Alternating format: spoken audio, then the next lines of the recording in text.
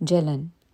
Red light पर रुकते ही गाड़ी की स्टीरियो की आवाज़ कम की और सिगरेट पीने के लिए शीशा नीचे किया ही था कि एक आवाज़ आई, बाबूजी 1 रुपया दे दो, खाना खाऊंगा, बहुत भूख लगी है।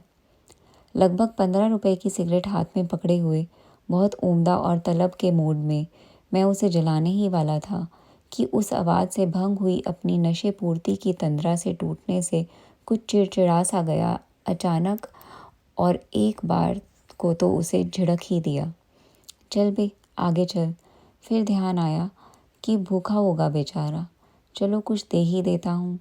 इधर आवे, सुन तो। जी बाबूजी।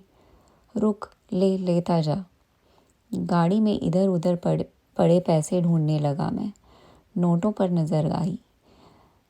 उस सबसे छोटा नोट 20 का दिखाई पड़ा। सोचा कि इतने पैसे इस कंगाल के हाथ में दे देना। नहीं। फिर मैंने सिक्कों में हाथ डाला। अचानक 10 रुपए का सिक्का हाथ लगा। उसे भी छोड़, मैं 1 रुपए का सिक्का ढूंढने में लगा, पर नहीं मिला। 10 के खुले हैं क्या तेरे पास?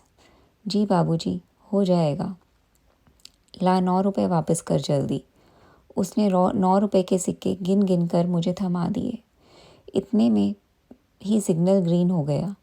मुझे अचानक ही कार आगे बढ़ानी पड़ी। खैर जानता ही था कि पीछे दौड़ कर आएगा, इसलिए गाड़ी धीरे से सिग्नल के पार लगाई और साइड में रोक ली, पर वो कहीं नहीं दिखा। अचानक मेरी नज़र सड़क की दूसरी तरफ अनाथालय के चंदा मांगने वाली गाड़ी पर पड़ी। वो बच्चा भी उसी तरफ लपकते देख हैरानी नहीं हुई मुझे। शायद वो अब उससे कुछ मांगने गया हो। मैं वहीं खड़ा उसे देखने लगा और इंतज़ार करने लगा कि वो उस गाड़ी वाले से मांग कर इस तरफ वापस आएगा तो उसे उसका 10 रुपए दे दूंगा। उस अनाथाश्रम की गाड़ी वाले ने उसे कोई कागज़ दिया और वो लड़का अपने खुले पैसे उसे देकर आगे निकल गया। मुझे हैरानी हुई और जिज्ञासा भी। उसे 10 रुपए भी देने ही थे तो मैं ही सड़क पार कर दूसरी ओर चल दिया।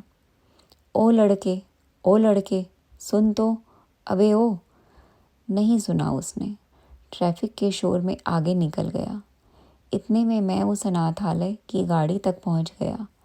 मैंने उस गाड़ी वाले से पूछा कि आपने उस मांगने वाले लड़के को कागज़ में क्या लिख कर दिया है? वो रसीद थी साहब। किस चीज़ की? जो पैसे उसने हमें दिए उसकी। किस बात के पैसे दिए उसने आपको? कहता है कि मेरे बाप ने मेरे छोटे नए जन्मे भाई को अनाथालय की चौखट पर छोड़ दिया था। ये पैसे उस तक पहुंचा देना और उससे कहना कि तेरा भाई इतना भी गरीब नहीं है कि तुझे पाल ना सके। बहुत समझाते हैं साहब, मानता ही नहीं। उसे यह भी कह चुके हैं कि उसका भाई हमारे अनाथालय में नहीं है। जब भी हमारी गाड़ी देखता है बस दौड़ा चला आता है और अपने सारे कमाए पैसे हमें दे जाता है। कहता है कि ये पैसे उसके भाई तक न सही पर दूसरे अनाथों तक तो पहुँचते ही हैं। वो सब भी उसके भाई जैसे ही हैं। वो उन्हें ही पाल लेगा और कोई बदले में भगवान को भेजकर उसके भाई को। आज पूरे दिन के कमाए हुए 108 रुपए जमा करवा गया। लोगों के लिए इसे 1 रुपया भी देना महंगा लगता होगा साहब, और ये लड़का मदद के नाम पर हर बार अपनी पूरी दौलत लुटा जाता है। भगवान इसका भला करे। उफ, हे भगवान। बिना पिए हुई उस सुलगती सिगरेट से अचानक ही हाथ जल उठा मेरा। शायद ये जलन मेरे जीवन की सबसे ज़्यादा दहकाने वाले शोलों से बनी थी। उम्मीद करती हूँ आपको ये कहानी पसंद आई होगी। इस कहानी पर आपकी क्या राय है, कमेंट करके ज़रूर बताएं। अगर कहानी पसंद आई हो तो लाइक, शेयर और सब्सक्राइब ज़रूर करें। धन्यवाद।